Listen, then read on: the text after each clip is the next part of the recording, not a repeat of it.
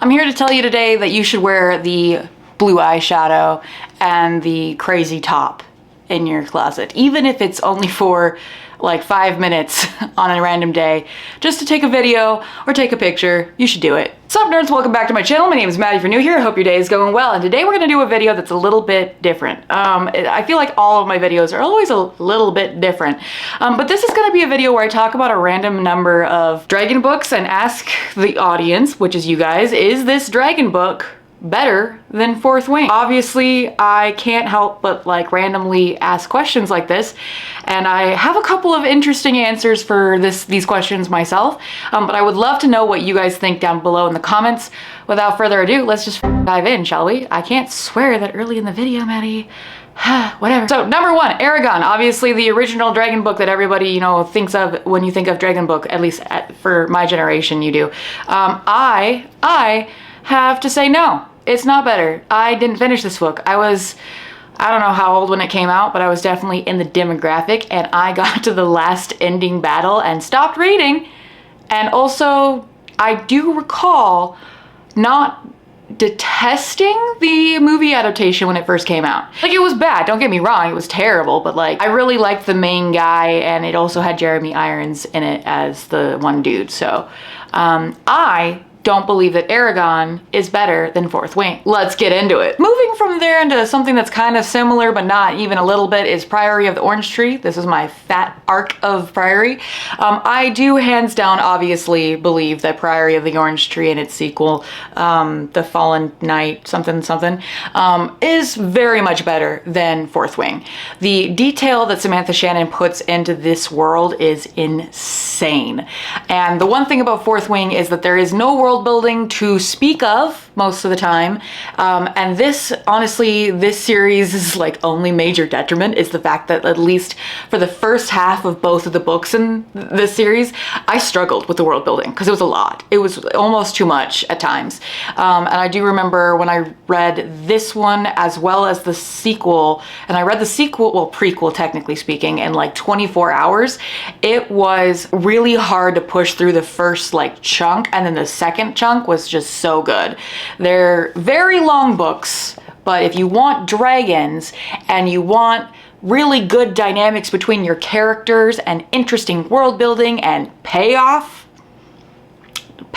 would be nice, you should check out this series. I don't know if Google just realized I had read this book recently, but it did pull it when I was pulling up dragon books. And technically speaking, there are dragons in this book, but it pulled up Starling House by Alex E. Harrow. This is one of my recent favorite, I got an exclusive edition? I don't remember the exclusive part of this. This is a recent favorite of mine. There are technically dragon-esque entities, but if you haven't heard of this, it follows a main character whose name I don't remember, Opal, and she is like struggling very much. She's trying to raise her younger brother, and they don't have a lot of money, and they live in this town that is basically falling apart, and she ends up taking a job and working at this illustrious, as in notorious, Starling House Manor, and working for the heir to this like very like old family legacy that is her town. And I really enjoyed this. This book has the most beautiful yearning that I've ever experienced in a book. This is basically if Hosier wrote a song in a book form. Like this romance has that, whereas this romance has fetishized Southeast Asian men and a main character that is insufferable. Read this instead. Following that, yet again, another book that it's better. It's just so much better, guys.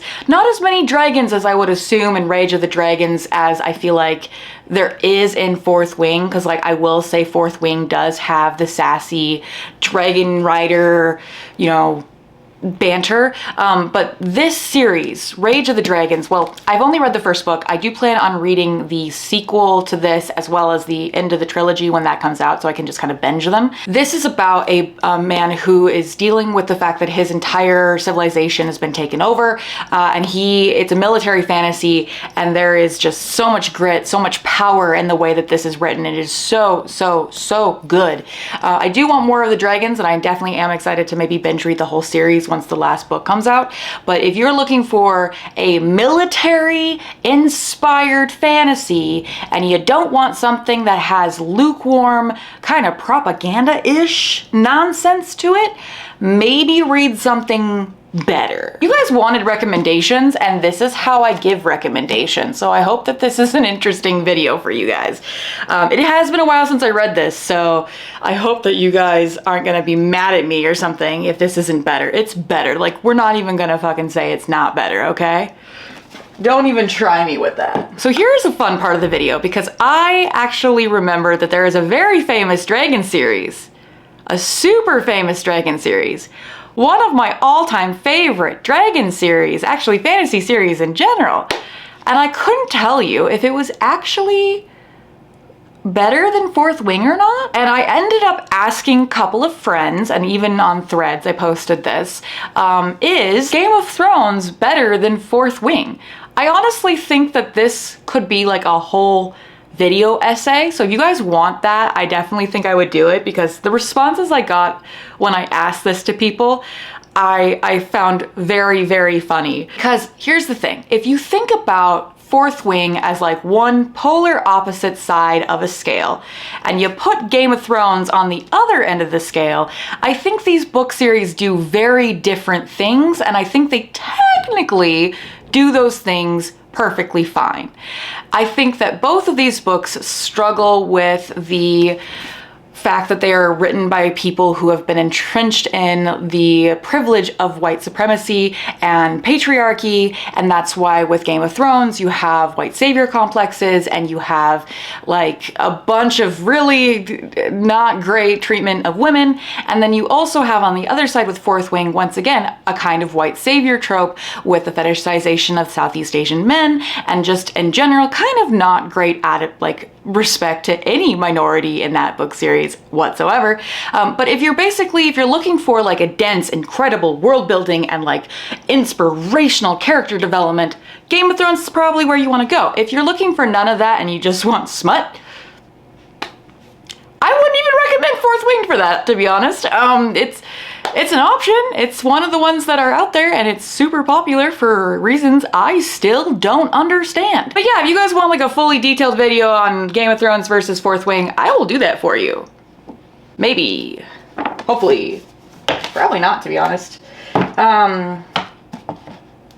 I don't think that's gonna stay. Oh, it stayed. Cool. The Dragonology book is hands down better than Fourth Wing, and I will not take any arguments on that. I wish I had a copy of it still. Those books were fucking sick. I really hope the ology books, all of those, still exist. I had the Fairyology, I had the Wizardology, I had the Egyptology. Egyptology was my shit, man. They should have made a Greekology. A Greeceology. I don't think that's the right word for it. If you guys know what the word for what that would be, I want that. I want more fun books with like stuff to pull out that tells you stories and stuff, and like that just sounds like a lot of fun, and we should make that for adults. Now, next book. So I haven't read The Dragons of Pern in a long time, but I got a little copy of it recently. So you guys want to buddy read this, I would love to. I want to say that even though I haven't read this book series in about 20 years, I do think this is still better than Fourth Wing. So argue with me in the comments, yeah? I like it. Look at this. This looks so good. A book series I didn't actually know that had dragons in it before I started reading it is the Farseer trilogy by Robin Hobb. I own these books. They're just out in the fucking living room. This is one of my newest favorite fantasy authors. I have just finished Ship of Magic. I am currently going to be reading the live ship. This series, I'm reading it right now. I love it. It has dragons in it, except, well, the Farseer trilogy has dragons in it. I can't explain to you the order in which you're supposed to read them. I have been Googling it every time I finish one of the books, but I definitely think that if you want to read something with good world building, excellent characters, and very interesting dragon mythology, I would recommend this. Definitely not this. While I was researching for this video, I did find a couple of dragon books I have not read, and one of them I'm just going to tell you the synopsis of, because, oh boy. A cursed dragon shifter, a terminal cancer patient, a magical bond that promises to save them both. if they don't kill each other. This book exists, and I might read it for a Patreon post, so check out my Patreon down below for extra videos and fun shit like that. So moving on. And then there's a last book on here that I actually think that if you liked Fourth Wing, you should probably check out. It's called Uprooted by Naomi Novik. Yet another book that I will have to insert a picture of because I didn't go grab my copy, even though I looked at it and went, yeah, that's dragons, and I didn't realize it was on my script. I don't necessarily have an actual dragon, but the first line is technically, the dragon in our village doesn't eat the girls he takes, or something along those lines. I haven't reread this in a very long time, but I really enjoyed it when I first read it. I have been meaning to get around to picking it back up because I really do like Naomi Novik's style. She also has like a whole dragon series that I haven't touched yet. So if you know that you like that series, let me know and maybe I will get around to reading it as well, because I love dragon books and I don't like this dragon book. So yeah. If you guys like this video, give it a big thumbs up. Nope, that's not my outro. So yeah, that was the books that I think are better than Fourth Wing. If you liked this video and this type of recommendations, please let me know. I will absolutely keep doing them for you guys. I don't really know how or what this kind of format really is, but if you are interested in more videos like this, I will absolutely do them. For now, I will go like, subscribe, all the good stuff. Bye!